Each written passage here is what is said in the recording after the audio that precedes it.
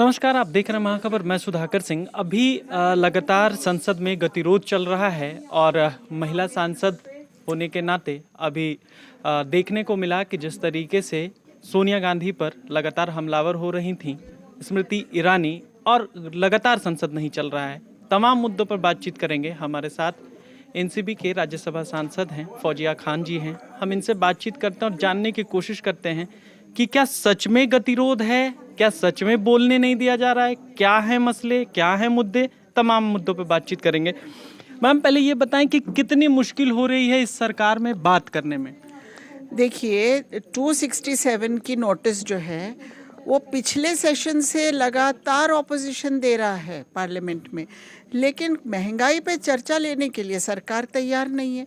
महंगाई सबसे बड़ा विषय है जिससे सारी जनता परेशान है। आज हर घर में जो लोग हैं उनको ज़्यादा पैसे देने पड़ रहे हैं। अब तो टैक्सेशन भी लगा दिया है, जीएसटी लगा दिया है, दूध के पैकेट पे, दही के पैकेट पे, पनीर पर और हॉस्पिटल के कमरों पर तक जीएसटी लगा दिया है।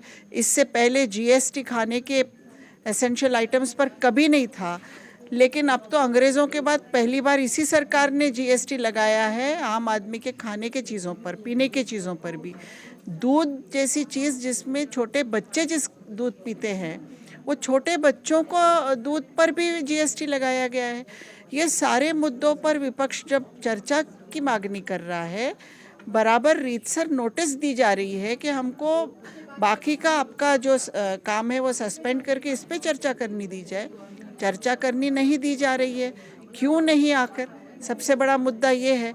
और जब विपक्ष जो है इसका आग्रह करता है तो फिर उनको सस्पेंड कर दिया जाता है। 27 विपक्ष के मेंबर्स को सस्पेंड कर दिया गया है। तो ये किस तरह का लोकतंत्र है? इस तरह पार्लियामेंट अगर चलाते रहेंगे तो भले सिर्फ सत्ताधारी अपना पार्लियामेंट चलाए, विपक्ष के जब उनको ज़रूरत ही नहीं है, अगर वो चाहते हैं कि इस देश में विपक्ष रहे ही नहीं, उनको जेलों में बंद कर दिया जाए, उनको जो है सस्पेंड कर दिया जाए, उनको पूरी तरह से ख़त्म कर दिया जाए, तो फिर लोकतंत्र ही कहाँ रहेगा? ये हमारा सवाल है सरकार से। जी मैम, आप महिला सांसद हैं और बतौर महिला सांसद जानना चाहूँगा कि कई सांसदों ने कहा कि जिस तरीके से सोनिया गांधी के साथ संसद में हुआ वो संसद का अपमान है, संसद की मर्यादा भंग करने जैसा है। आपको क्या लगता है? जहाँ तक राज्यसभा की बात है, अगर सोनिया जी राज्यसभा की सदस्य नहीं है तो हमारे नियमों के हिसाब से राज्यसभा में उनका नाम भी नहीं लिया जा सकता है। अगर अपमानास्पद तरीके से उनका नाम वहाँ लिया जा रहा है तो ये भंग है नियमों का। लेकिन इस तरह से काम हो रहा है और ये राजनीति का अखाड़ा पार्लियामेंट नहीं है। पार्लियामेंट सीरियस डिबेट करने की जगह है, जनता के प्रश्नों पर बात करने वाली जगह है। यहाँ पूरी तरह सिर्फ अगर राजनीति करनी हो तो मुझे नहीं लगता है कि पार्लियामेंट इसके लिए राइट प्लेटफॉर्म है। मैम, राज्यसभा की बात हो रही है तो राज्यसभा में ही एक सांसद हैं संजय सिंह, पिछले 3-4 दिनों से धरने पर हैं, जो गुजरात में शराब पीने से लोगों की मौत हुई है। तो सांसदों को सुना नहीं जा रहा है, सस्पेंड कर दिया जा रहा है, वहीं सांसद धरने पर भी हैं और सरकार सुन नहीं रही है। तो बीच का रास्ता क्या होगा? बीच का रास्ता क्या होगा? सरकार का ही काम है। सरकार की जिम्मेदारी है कि हाउस उन्होंने अच्छी तरह चलाना चाहिए, और वो ये समझ में नहीं आता है कि जनता के प्रश्न सुनने से क्यों इनकार कर रहे हैं।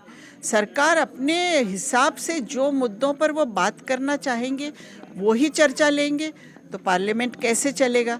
राज्यसभा के अंदर संजय सिंह जी जो है वो गुजरात में जो 50 लोगों की शराब पीने से मौत हो गई है उस पर चर्चा मांग रहे हैं।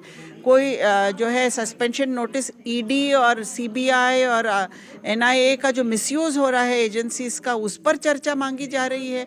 कहीं महंगाई पे चर्चा मांगी जा रही है। ये सारे मुद्दे लोकतंत्र से जुड़े हुए हैं, लोगों से, जनता से, गरीबों से जुड़े हुए मुद्दे हैं। इस पर चर्चा सरकार लेने से इनकार कर रही है, लेकिन फाइनली सरकार को विपक्ष क्या कर सकता है? जिद कर सकता है, उसके लिए एजिटेशन कर सकता है, वो हम कर रहे हैं। एक आखिरी सवाल मैम, आप लंबे अरसे से सांसद भी रही हैं। देश में अमृतकाल मनाया जा रहा है, क्या सच में ये अमृतकाल है या कुछ और है?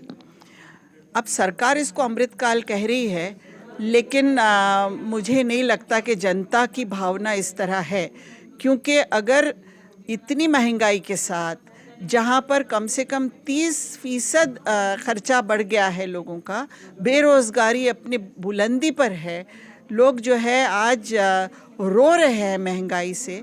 गैस सिलेंडर जो है 2014 में 450 रुपये था, आज 1200 तक पहुंच गया है। उस समय स्मृति ईरानी जी जिस तरह से आंदोलन करती थी इस सिलेंडर के भाव के लिए, आज वो खामोश बैठी हैं। तो आपको लगता है कि जनता जो है उसको अमृतकाल समझ रही है? मुझे तो ये बात बिल्कुल समझ में नहीं आती है। अगर सच में ये अमृतकाल बनाना है तो हमें महिलाओं का सम्मान वाला देश पैदा करना होगा। हमारी महिलाएं सुरक्षित, सम्मानित, अगर उनको 50% रिजर्वेशन जिस दिन मिल जाएगा पार्लियामेंट में और स्टेट असेंबलीज में, उस दिन मुझे लगेगा कि सही अमृतकाल की शुरुआत हो रही है। धन्यवाद मैम। ये राज्यसभा सांसद थीं और ये बता रही थीं कि देश में जिस तरीके से बताया जा रहा है कि अमृतकाल है, ये जनता को तय करना है कि ये किस तरफ है, क्योंकि आज़ादी के बाद पहली बार ऐसा है जब देश में इतने टैक्स लगे हैं। आप बने रहें महाखबर के साथ। मैं सुधाकर सिंह, धन्यवाद।